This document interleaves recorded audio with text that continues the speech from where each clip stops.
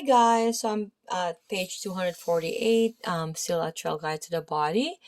So here I'm presenting image here 5.45. We're showing the superior view. Okay, showing the fiber direction of the scalene and levator scapula. Muscles are not to scale. Okay, so here we have the levator scapula from distal going proximal or from inferior going superior. Okay, and we have the posterior, middle, and anterior. Okay, scalene. Okay, and we have here the second rib, and we have the first rib. Okay, so we all know how it's positioned. Okay, and scalene is a group having your partner in supine with practitioner at the head of the table. We're gonna cradle the head, passively flexing it to allow for easier palpation. So place your finger pads along the anterior and lateral sides of the neck between the SCM and trapezius. So with the pads of your fingers, use gentle pressure to palpate the stringy superficial muscle bellies in this triangle. So ask yourself these questions. Are you between the SCM and trapezius?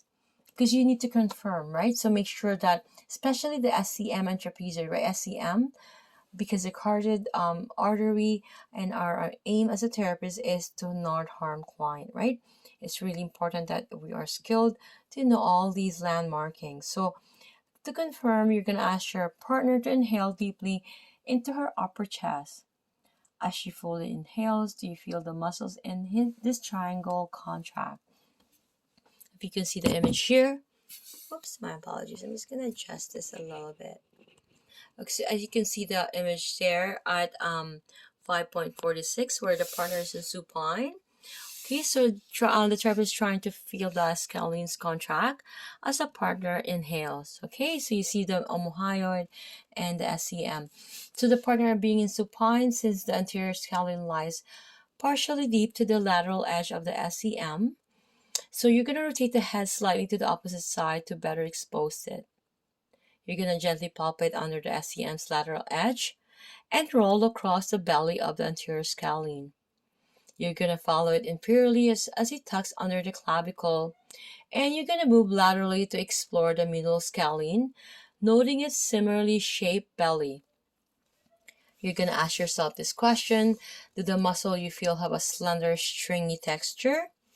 If you follow them inferiorly, do they sink beneath the clavicle in the direction of the ribs, or can you follow them superiorly to the transverse processes of the cervical vertebrae?